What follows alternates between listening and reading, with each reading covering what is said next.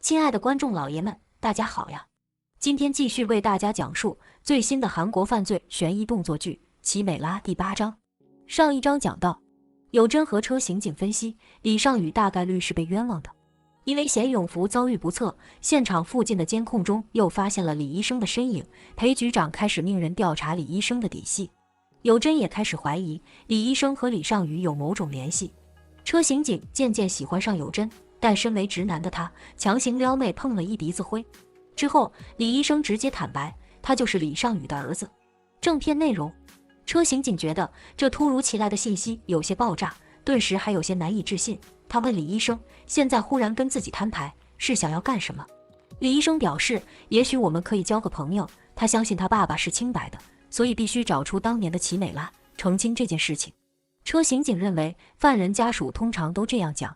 李医生回忆当年在局子的场景，韩组长给他机会，让他和爸爸做最后的沟通。爸爸告诉他，不管别人怎么说，要走自己的路，做一个高尚的人。不愧是考上首尔大学的高材生，三观很正。因为如此，他才更要为爸爸沉冤昭雪。车刑警相信了他，但却没有把目前已知的信息全告诉他，还忽悠他说当年的资料基本全部缺失了，要翻案很难。其实车刑警心里清楚，李尚宇就是被冤枉的，而且也不是一点痕迹都没有。当年的案件参与者裴局长还活着呢。另一边，警方接到了刚刚发生的工地爆炸案，现场在西伦集团的新楼地址，标志性的打火机这次被贴在了现场外围的鸟瞰图上。而且报社接到了自称是奇美拉的人打来的电话，但他们觉得连变声器都不用一下，这罪犯太不专业了，绝对是恶作剧电话。与此同时，经记者也在研究这通电话，他觉得来电时间和爆炸时间几乎吻合，这可不会是碰巧的事情，所以这帮警察的脑子还真不如一个女记者了。徐理事也收到了信息，知道有人自称是奇美拉，但他的关注点是有没有打火机，却不是这个人可能是谁。他大概确定李医生和李尚宇存在某种关系，所以派人暗中调查李医生。李华静非常擅长营销，表示要利用这个爆炸案好好安抚伤者、死者家属，营造出公司良好的社会形象。李华静看着徐理事肩上的奇美拉纹身，显得很不自然，打趣道：该不会又是奇美拉吧？这个犯人跟当年的他真是趣味相投呢。徐理事瞬间就不谈定了，让他不要乱讲话。画面一转，警局的电话快被市民给打爆了，他们纷纷指责警方没有作为，连个犯人都抓不住。高警官也受不了这窝囊气，对着电话使出了无能狂怒。搜查科得出现场分析报告，这次的爆炸物是汽油，但是没有发现引爆装置，还真是言简意赅呀。而在现场的残留物碎片中，发现了胶带和玻璃纸，上面沾有硫酸的成分。车刑警觉得好机会，可以借此去找有真帮忙了。搜查科民警告诉他，前2天分析快递盒的时候，局长还亲自来问了，真是少见。现实让车刑警不得不怀疑，局长跟当年的冤案脱不了关系。车刑警拿着碎片上门请教有真，其实一方面是查案，另一方面就是套近乎。有真一看就知道犯人用了某种延时点火装置，在水里混入汽油，如果不跑远一点再引爆的话，犯人自己都会被炸飞。车刑警觉得案子聊2句就行了，咱们一起去做化学实验吧。车刑警上来就表现得像个痴汉，说起前2天在大学里看见有真和李医生说话了，想知道人家俩聊了什么。有真有点小无语，表示答应了李医生，此事不会透露给第3人，但他还是给车刑警吃了一颗定心丸，表示他俩没聊感情。有真也担心把这个直男给伤着，就安慰他说，这不是针对谁而言的，自己本来就不想来韩国，因为在美国信错了人，犯了错误，所以就不再相信任何人了。车刑警也赶紧给自己找了个台阶下，表示昨晚和李医生见了面，还把他自曝的内容一五一十地告诉了有真。有真一直没有听到李医生亲口对自己说出这个事实，反而是从车刑警口中转述出来。车刑警非常纠结，他不知道应该把李医生视为合作还是敌对关系。裴局长私下约专案组的任刑警喝水，其实这是他埋在下面的眼线。他问李医生的个人信息查清了没，任刑警表示，这人就像个独行侠，不吸烟，不喝酒，不赌钱，身边也没女人，生活无趣极了。除了上班，唯一的动向就是找35年前的奇美拉专案组刑警。裴局长觉得不能再问了，再问就扯到自己头上了。他让任刑警乖乖听话，以后有机会提拔他。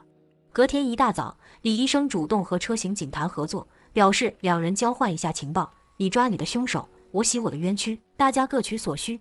车刑警嘴上说着不要，身体却是诚实的。两人开始组队寻找线索，但是车刑警真是越来越像铁憨憨了。找到化学研究院，说是警察，人家根本不配合他。有真被请到局子，帮忙分析罪犯打电话的动机。有真表示，这次的犯人跟之前的犯人应该不是一样，在案件的表现上更为夸张自大，想要引人注目，这更符合变态纵火犯的心理。而之前的齐美拉像是柯南里的小黑人，根本不想暴露自己，所以应该先查一下西伦集团的关系网，看看和哪些人有过矛盾冲突。车刑警那边，他想到一个人，不光是手头资料多，还是自己的小迷妹，没错，正是金记者。他终于发现，与其当舔狗，不如选择被舔了。金记者接到邀请，心急火燎的就赶来了。车刑警像个大爷一样，躺在学校的长椅上睡着了。金记者跑得上气不接下气，车刑警还抱怨人家怎么这么慢，呵呵，怨不得有真看不上你。三人一起来到学校档案室，调查当年研究 TH5 的小组成员。除了已死的三人，唯一的女成员柳承熙，学校老师表示，据说她是因家里失火意外去世了。而那个叫白银哲的人，则是在事情闹大前出国避风头了，至今下落不明。徐理事作为当年的项目发起人，和几位研究员关系很好，处理人际关系是一把好手，所以现在成为了财阀。车刑警以官方的名义去试探徐理事，表示让他近期少抛头露面，可能会被犯人盯上。车刑警又问他之前万年青用户自焚的事件有什么想说的，徐理事表示都是庸人自扰。车刑警觉得差不多了，放了一张名片，随即离开了。另一边，金记者独自找到有真办公室和他对线。好吗？群聊里再加一个人吧。有真有一些面瘫，金记者却是笑脸盈盈。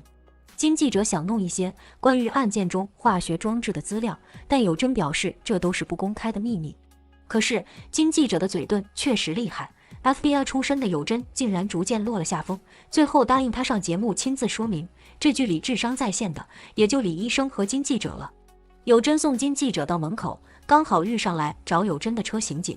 金记者非常热情，过来就想拥抱，表示一下主权。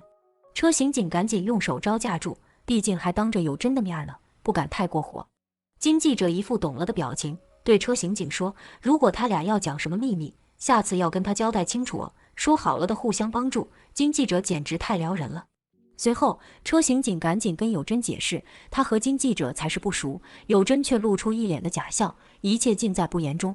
紧接着有真在试验场解开了工地爆炸案的作案手法，犯人在空瓶中加入硫酸、汽油和酒精，看起来就和水一样，然后用包裹着特殊糖分的布塞住瓶口，当瓶子倒置，混合液和特殊糖反应一段时间后，就会产生剧烈爆炸。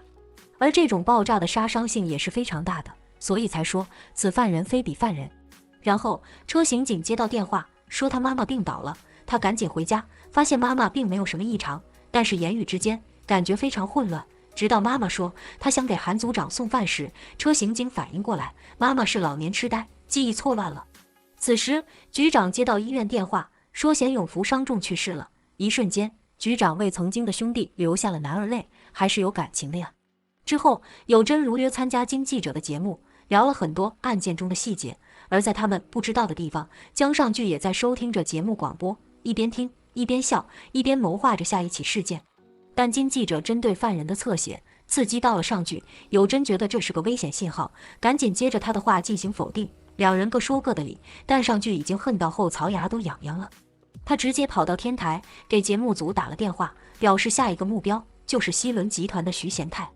画面一转，车刑警在家照顾妈妈，但妈妈却突然抓住他的手，眼中出现了幻觉，说道：本章故事就到此为止了。车刑警瞳孔中发生了10级地震，妈妈还跟徐贤泰有关系吗？那么他的故事是什么样的呢？当年的齐美拉和今天的齐美拉又各自怀着什么目的呢？我们下一章再见分享。喜欢节目的观众老爷们，请点赞和关注吧，可以提前看到更新哦。